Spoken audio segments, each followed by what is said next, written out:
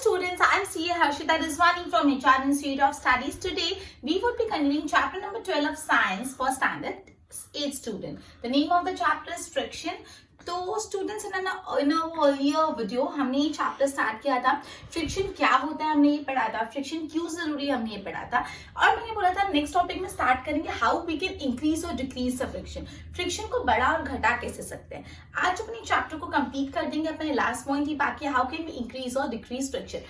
So today we are gonna study how can we increase और decrease friction. आप friction को बढ़ा या घटा कैसे सकते हो. ठीक है, देखो. ओके, सो जो आपके शूज का सोल अभी कभी आपने देखा, स्कूल शूज देखना, स्कूल शूज क्या कोई भी शूज देखना, उसका सोल देखना ग्रूव्ड होगा. ग्रूव मतलब खड्डे खड्डे खड्डे खड्डे होता है, एकदम फ्लैट नहीं होता, उसमें कुछ ऐसे ग्रूविंग्स होती है. You can check. फिर आपने ना कोई जैसे ट्रक्स होते हैं उनका टायर्स देखा, उसमें भी छेद छेद छेद छेद छेद होते हैं, कोई पर्टिकुलर पैटर्न जैसा होता है, ग्रूव होता है. ये ग्रूव क्यों होता है? जिससे आपका सोल और ग्राउंड के बीच में एक प्रॉपर बेस मिल पाए, उसको वो प्रॉपरली उसको होल्ड कर पाए, ग्रिप हो पाए. ठीक है, तो ये क्या है फ्रिक्शन. मतलब ये जो आपने जो शूज में ग्रूविंग होती है वो क्यों होती है? जिससे फ्लोर और आपके जमीन के बीच में एक फ्रिक्शन हो पाए और आप अपने पाँव जमीन पे रख पाओ. वरना अगर फ्रिक्शन नहीं और स्मूथ हुआ तो वो स्लिप हो जाएगा. ठीक है, सो ग्रूविंग इसलिए होती है जिससे आपके सोल को, दैट इज आपके फुट को और ग्राउंड को एक ग्रिप मिल पाए. उसी तरह जो टायर्स होते हैं उसमें ग्रूविंग की होती है जिससे टायर और जो जमीन है उनको एक ग्रिप मिल पाए. Clear? Okay. We deliberately increase the friction by using brake pads in the brake system of bicycle and automobile. मतलब जो बाइसाइकिल्स होते हैं, दूसरी कोई ऑटोमोबाइल, दूसरी गाड़ी होती है, उसमें ना ब्रेक पैड होता है. क्या होता है? Brake pad. ब्रेक पैड का काम क्या होता है? फ्रिक्शन बढ़ाने का काम. ब्रेक पैड जो आपका रिम होता है, मतलब जो टायर होता है, टायर के ऊपर जो रिम लगा हुआ होता है उधर ब्रेक पैड होता है. ठीक है, आपने देखा होगा ऐसे साइकिल्स में इस टाइप का कुछ ऐसे स्क्वायर रेक्टेंगल टाइप एक ब्रेक पैड होता है. व्हील की जो रिम होती है ना, व्हील के बाहर जो मेटल रिम होती है उसमें. अब ये ब्रेक पैड का काम क्या होता है? फ्रिक्शन बढ़ाना. कैसे वो पढ़ते. पहले बात ये ध्यान रखना, जो आपके साइकिल्स में आज आप चेक करना, साइकिल में जो रिम होगी, साइकिल के टायर के आजू बाजू जो मेटल की रिम है उसमें ब्रेक पैड्स होगी. ब्रेक पैड्स का काम क्या होता है? So brake pad basically when you are riding a bicycle, brake pads do not touch the wheel. जब आप अपनी बाइसाइकिल चला रहे हो मतलब स्मूथली चल रही है, उस टाइम पे जो बाइसाइकिल जो ब्रेक पैड्स है ना वो व्हील को टच नहीं होते. लेकिन जैसे आप ब्रेक अप्लाई करते हो, but when you press the brake lever, brake pad arrest the motion of rim due to friction. But जैसे आपने ब्रेक दबाई तो जो ब्रेक पैड है ना वो व्हील में अटक जाएंगे और वो मोशन को रोक देंगे. मतलब ब्रेक पैड रिम के मोशन को रोक देंगे, मतलब गाड़ी स्टॉप हो जाएगी या बाइसाइकिल स्टॉप हो जाएगी. सो ब्रेक पैड का काम क्या है? फ्रिक्शन बढ़ाना. फ्रिक्शन बढ़ेगा तो ही तो रुकेगा. मैंने आपको बताया फ्रिक्शन हमेशा मोशन के अपोजिट होता है. ठीक है, सो ये जो ब्रेक पैड्स होते हैं व्हीकल्स में, बाइसाइकिल या ऑटोमोबाइल में, उसका काम क्या होता है? फ्रिक्शन को इंक्रीज करना. कैसे? ब्रेक पैड पहले कहाँ पे होते हैं? जो मेटल रिम होती है साइकिल में, व्हील के वहां पे होते हैं. जब साइकिल चल रही होती है ना तो ये ब्रेक पैड नॉर्मल होते हैं, कहीं व्हील को टच नहीं होते. लेकिन जैसे आपने ब्रेक अप्लाई किया तो ब्रेक पैड जो है वो जो रिम है उसको टच करते हैं, उसके मोशन को रोक देते हैं, मतलब फ्रिक्शन बढ़ा देते हैं और आपकी गाड़ी या साइकिल रुक जाती है. ठीक है, ओके. अब और भी एग्जाम्पल देखते हैं फ्रिक्शन कब हम बढ़ाते हैं. कबड्डी खेलिए कभी स्कूल में. कबड्डी खेलने के टाइम खेलनी तो देखी तो होगी. उस टाइम पे क्या होता है? जैसे कोई भी प्लेयर अपोनेंट टीम में जा रहा है तो मिट्टी उठा के हाथ में घसता है. ठीक है, ऐसे मिट्टी उठा के हाथ में घसता है. क्यों? अगर मिट्टी उठा के हाथ में घसी तो सरफेस रफ हो गई तो ग्रिप अच्छी आएगी, मतलब फिसल नहीं जाएगा. अगर सपोज आपका एकदम आप है ना वो लगा के जाओ, क्या बोलते हैं, एकदम ऑयल लगा के जाओ, तेल लगा के जाओ और तेल लगा के मस्त एकदम जाओ और सामने वाले को पकड़ो, हाथ फिसल के आ जाएगा और हार जाओगे. ठीक है, क्यों हाथ फिसलेगा? बिकॉज ऑयलिंग करी तो वो बहुत स्मूथ हो गया, मतलब फ्रिक्शन ही नहीं रहा. फ्रिक्शन से ही तो होल्ड होता है, रुकता है वो चीज, फिसल नहीं चाहता. तो इसलिए क्या करता है, जो मिट्टी होती है ना ग्राउंड में, वो मिट्टी हाथ में सब घसते हैं. उससे क्या होता है? आपके हाथ रफ हो जाता है. और मैंने आपको बताया था रफ सरफेस में फ्रिक्शन ज्यादा होता है. फिर आपने अपोनेंट को पकड़ा, उसका हाथ या पाँव जो भी पकड़ा, तो एक ग्रिप मेंटेन रहेगी बिकॉज ऑफ फ्रिक्शन. फ्रिक्शन के कारण वो हाथ स्लिप नहीं हो जाएगा. ठीक है, तो हम लोग कबड्डी खेलने के टाइम भी हाथ को मिट्टी से घस के फ्रिक्शन इंक्रीज करते हैं. जो जिम्नास्टिक्स होते हैं, apply coarse substance on the hand to increase the friction for better grip. जो जिम्नास्टिक्स होते हैं, जिम्नास्टिक्स भी उनको अलग अलग चीजों को पकड़ के जिम्नास्टिक करना होता है, तो वो भी कुछ कोर्स मतलब कुछ रफ सब्सटेंस अपने हाथ पे लगाते हैं जिससे ग्रिप अच्छी पकड़ पाए. Clear? In some situation however friction is undesirable and we would want to minimize it. White, अब ये तो अपन ने क्या किया, फ्रिक्शन बढ़ाया। फ्रिक्शन बढ़ाने के मैंने आपको 3 एग्जांपल बताए। कौन सा फ्रिक्शन बढ़ाने का एग्जांपल बताया कि जो ब्रेक पैड्स होते हैं साइकिल्स में उससे फ्रिक्शन बढ़ता है। फिर कबड्डी खेलने वाले के टाइम अपन वो मिट्टी घसते हैं। उसके बाद जो जिम्नास्टिक होते हैं वो हाथ में कुछ कोर्स सब्सटेंस लगाते हैं, इसमें हम फ्रिक्शन बढ़ा रहे हैं।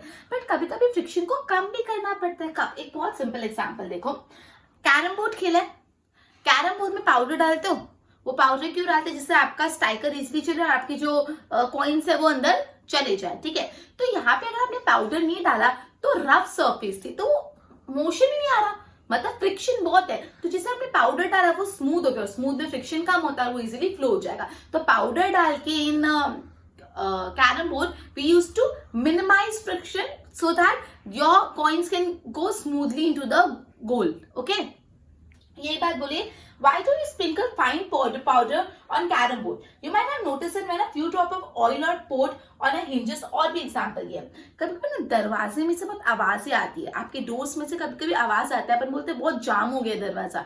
सो उस टाइम पे क्या करते हैं, जो डोर के हिंजेस होते हैं, मतलब जो दरवाजे के ज्वाइन करने वाले हिंजेस होते हैं, उसमें हम ऑयल डालते हैं। आपके पेरेंट्स को आपने देखा होगा दरवाजे में ऑयल डालते हुए। जब आपने दरवाजे में ऑयल डाला तो क्या हुआ, फ्रिक्शन उसके बीच में कम और वो स्मूथली बंद चालू हो रहा है। कभी कभी क्या हो जाता है, वो जाम हो जाता है, मतलब फ्रिक्शन बहुत बढ़ जाता है, बंद चालू होता ही नहीं दरवाजा। लेकिन ऑयल डालते हैं तो फ्रिक्शन कम हो गया, बंद चालू होने लग जाएगा, स्मूथ हो गया। सो ये जब हम डोर्स के हिंजेस में ऑयल डालते हैं तो क्या करते हैं, फ्रिक्शन कम करते हैं, ठीक है।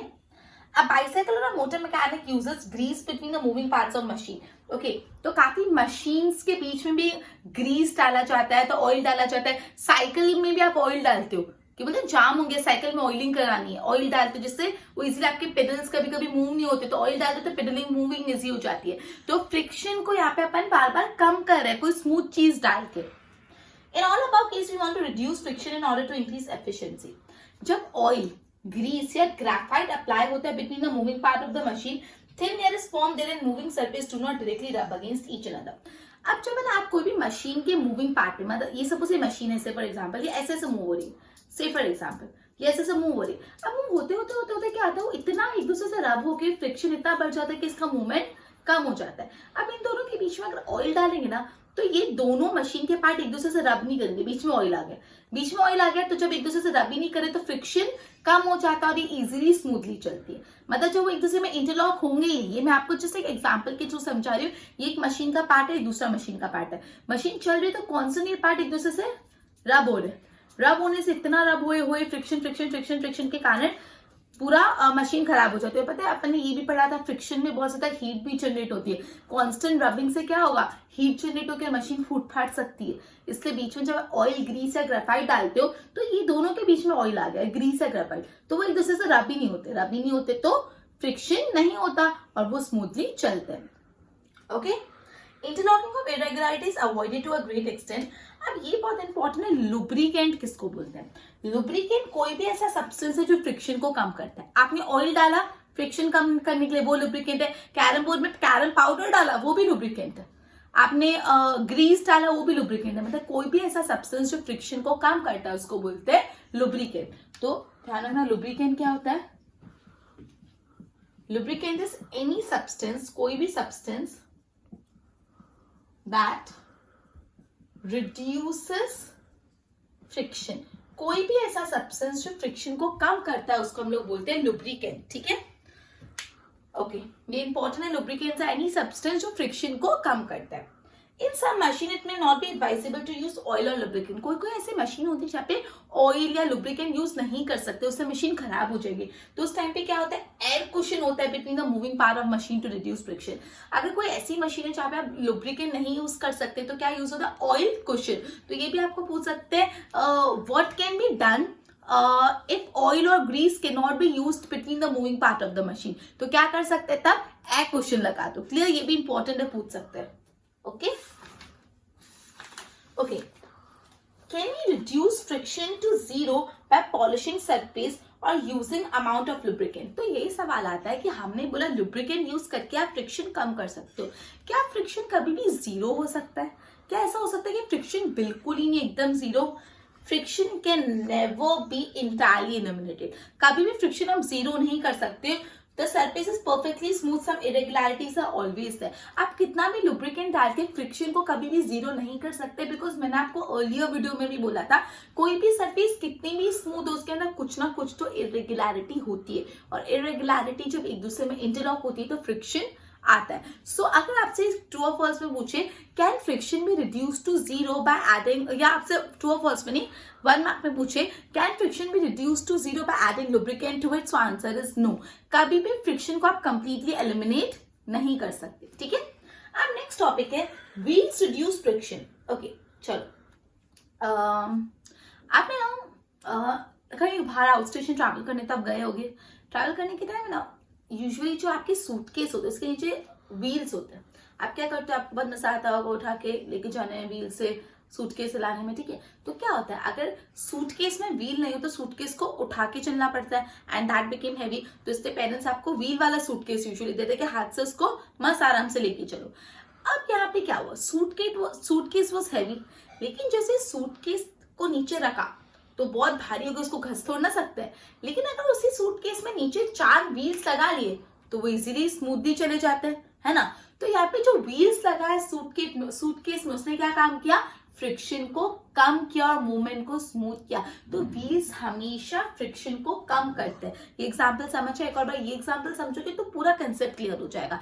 आपने काफी बार आपने जो बाहर आउट स्टेशन ट्रैवल करने चाहते हो तो सूटकेस लेके जाते हो, सूटकेस में आपने देखा होगा नीचे व्हील्स लगे हुए होते हैं। अब वो व्हील्स क्यों लगते हैं, अगर व्हील्स होते सूटकेस में तो आप इजीली सूटकेस को इधर से उधर मूव कर सकते हो। अगर सूटकेस में व्हील नहीं हो तो अगर जमीन पे रखा है तो उसको धक्का मारना टफ हो जाए ना, क्योंकि इतना ज्यादा फ्रिक्शन है सरफेस ऑफ द सूटकेस और सरफेस ऑफ द ग्राउंड में। लेकिन जैसे आपने सूटकेस के नीचे वो लगा दिए, व्हील्स लगा दिए, तो वो इजिली मूव होंगे, मतलब अब फ्रिक्शन कम हो गया तो मूवमेंट इजी हो गया। तो व्हील्स हमेशा फ्रिक्शन को कम करते हैं। देखो, you might have seen attaches and other pieces of luggage fitted with roller. Even a child can pull up such piece of luggage. Why it is so? Let us find out. अब एक activity में मैंने क्या किया है, take a few pencil, अब simple सा activity, एक नोटबुक लो, नोटबुक को एक कोई फ्लैट सरफेस पे रख के मूव करो, इजिली नहीं हो रही, फिर नोटबुक के नीचे 3 पेंसिल रख दो और फिर उसको मूव करो, इजिली हो जाएगी। मतलब से फॉर एग्जाम्पल आपने बुक ली, आपने कोई भी इसको सरफेस पे रखा यहाँ पे और मूव करो, टफ पड़ेगा। लेकिन ये बुक के नीचे ना 4-5 पेंसिल्स रख दो बड़ी बड़ी और फिर मूव करो, तो पेंसिल रोल होगी और बुक इजीली मूव हो जाएगी, ठीक है।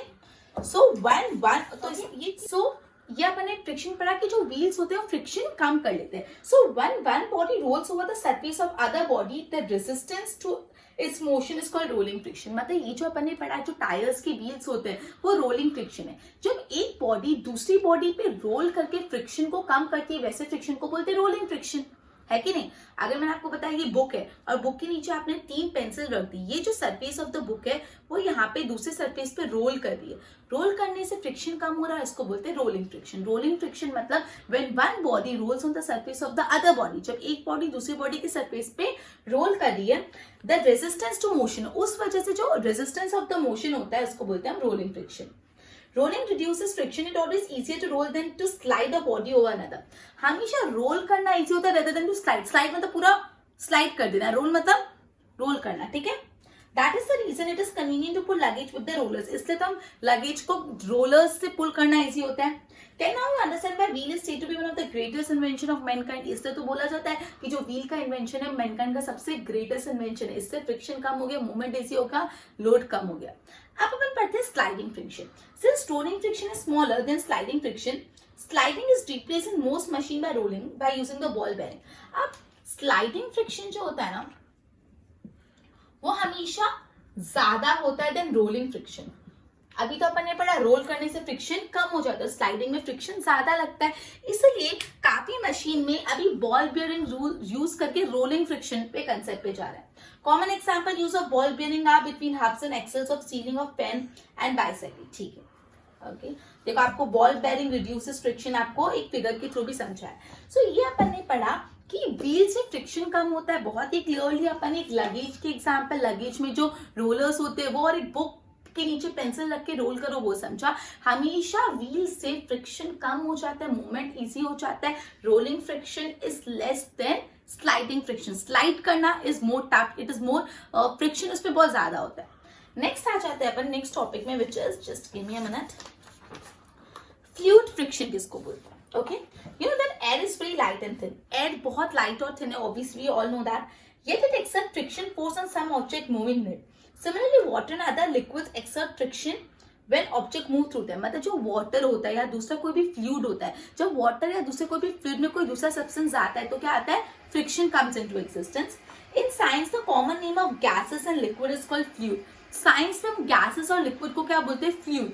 तो अगर मैं बात कर रही हूँ fluid की, तो fluid में मतलब क्या होता है, liquids भी आ जाते हैं और gases भी आ जाते हैं. ठीक है, so we can say that fluid exert force of friction on the object motion through them. मतलब अगर आपसे पूछे कि fluid के अंदर कोई भी अगर object है तो क्या fluid, okay, so we can say that fluid exert force of friction on object motion in that. तो fluid हमेशा, fluid के अंदर जो भी object डाला है उसमें हमेशा friction exert करता है. The frictional force exerted by fluid is called drag. मैंने आपको बोला कि fluid जो है it exert फ्रिक्शन, और ये फ्रिक्शन को बोलते हैं ड्रैग. जो फ्लूइड ऑब्जेक्ट पे फ्रिक्शन एक्सर्ट करता है उस फ्रिक्शन को बोलते हैं ड्रैग. ठीक है, चल. The frictional force on object in a fluid depends upon the speed with respect to fluid.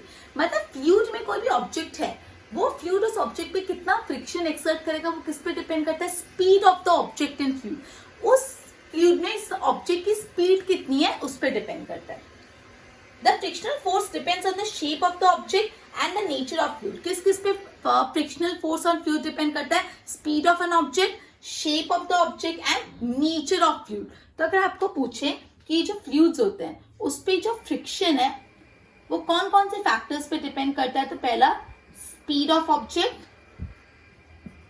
दूसरा shape of object, object का shape जो जा रहा है अंदर, and तीसरा nature और फ्लूइड, फ्लूइड का क्या नेचर है उस पर डिपेंड करता है. Clear? It is obvious that when objects move through fluid, they have to overcome the friction acting on them. In this process, they lose energy. Efforts are therefore made to minimize friction. अब क्या होता है, fluid है, fluid में friction है, अब उसके अंदर कोई ऑब्जेक्ट जाएगा तो फ्रिक्शन को ओवरकम करने के लिए अपनी एनर्जी यूज करेगा. तो इससे एफर्ट्स डाले जा रहे हैं कि जो फ्लूइड में फ्रिक्शन है उसको कम कर पाए, जिससे ऑब्जेक्ट को कम एनर्जी यूज करनी पड़े. उसके लिए क्या एफर्ट डाले जा रहे हैं. सो ऑब्जेक्ट्स को स्पेशल शेप दिया जाता है. Where do you think scientist get hint from this? Okay, from nature. Birds and fish have a body to about move in a fluid all the time. आपने देखा birds हवा में उड़ते हैं और फिशेस पानी में मतलब पानी में स्विम करती है. तो बर्ड्स और फिशेस कितना इजीली पानी में स्विम कर पाते हैं और एयर में फ्लाई कर पाते हैं. एयर में भी फ्रिक्शन है, फ्लूइड में भी फ्रिक्शन है, लेकिन तो भी वो फ्रिक्शन को इतना इजीली ओवरकम कैसे कर लेते हैं. ठीक है, there body must have evolved to shape which would reduces the less energy in overcoming friction. क्योंकि उनकी बॉडी ऐसे डिजाइन होती है कि फ्रिक्शन कम हो जाए. कैसी उनकी बॉडी होती है, उनकी बॉडी ना स्ट्रीमलाइन होती है, मतलब सेंटर से फूली हुई, आगे और पीछे से पतली. आपने फिशेस भी देखा होगा समथिंग लाइक इस टाइप से होते हैं. मतलब जो सेंटर पार्ट होता है फिशेस का वो फूला हुआ होता है, सेंटर पार्ट फिशेस का फूला हुआ होता है और आगे और पीछे से छोटी होती है, मतलब नैरो होती है. बर्ड्स भी सेंटर से ब्रॉड होते हैं, आगे पीछे से नैरो होते हैं. सो ये स्ट्रीमलाइन बॉडी होती है. तो साइंटिस्ट को नेचर से ये बात पता चली कि कोई भी ऑब्जेक्ट की बॉडी स्ट्रीमलाइन होगी तो वो फ्लूइड के फ्रिक्शन को ओवरकम कर सकते हैं. तो इसलिए एरोप्लेन भी वैसे बनाया. जो एरोप्लेन होता है, जो जेट्स होते हैं, look carefully at the shape of aeroplane. कैसा होता है एरोप्लेन, बीच से चौड़ा और आगे और पीछे से नैरो. तो इससे क्या होगा, उसकी बॉडी अगर ऐसी है तो वो इजीली फ्लूइड में मतलब एयर में उड़ पाएगा और फ्रिक्शन को रेजिस्ट कर पाएगा. Clear? In fact all vehicle are designed to have some shape to reduce friction. समझा? फ्लूइड फ्रिक्शन कंसेप्ट समझा के इसका लॉजिक क्लियर करिए. पूरा ध्यान यहाँ पे.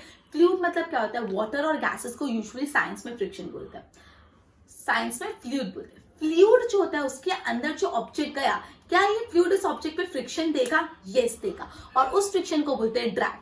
अब ये फ्रिक्शन को कम करना है तो कैसे करें? तो साइंटिस्ट ने दिमाग लगाया कि भाई जो बर्ड्स इतना इजीली कैसे उड़ पाते हैं, वो विशेष इतना इजीली स्विम कैसे कर पाती है, वो तो दोनों फ्लूइड में स्विम और फ्लाई करते हैं. तो उनको क्लिक हुआ, देखो दोनों जो बर्ड्स और फिशेस है दोनों की बॉडी स्ट्रीमलाइंड है, सेंटर से bulgy and front end back part से नैरो. तो उनको ये पता चला अच्छा उनकी बॉडी ऐसे, इसलिए वो फ्रिक्शन को रेजिस्ट करके इसलिए फ्लाई और स्विम कर पाते हैं. तो इसलिए उन्होंने एरोप्लेन का भी शेप ऐसा दिया, सेंटर से बल्ज, आगे और पीछे से नैरो, जिससे वो इजीली फ्रिक्शन को रेजिस्ट करके उनकी एनर्जी कम और वो फ्लाई कर पाए. ठीक है, ओके तो ये पूरा कंसेप्ट था अबाउट फ्लूइड फ्रिक्शन. सो आज अपन ने पढ़ा how can we increase the friction, how can we reduce the friction. हमने अलग अलग ब्रेक पैड्स का एग्जाम्पल, कैरम बोर्ड, कबड्डी, ये सब एग्जाम्पल देखे. फिर लुब्रिकेंट किसको बोलते हैं? कोई भी सब्सटेंस जो फ्रिक्शन को कम करता है उसको लुब्रिकेंट बोलते हैं. और अगर कोई मशीन में लुब्रिकेंट नहीं डाल सकते तो क्या यूज करते हैं? Air cushion. ठीक है, वेरी गुड.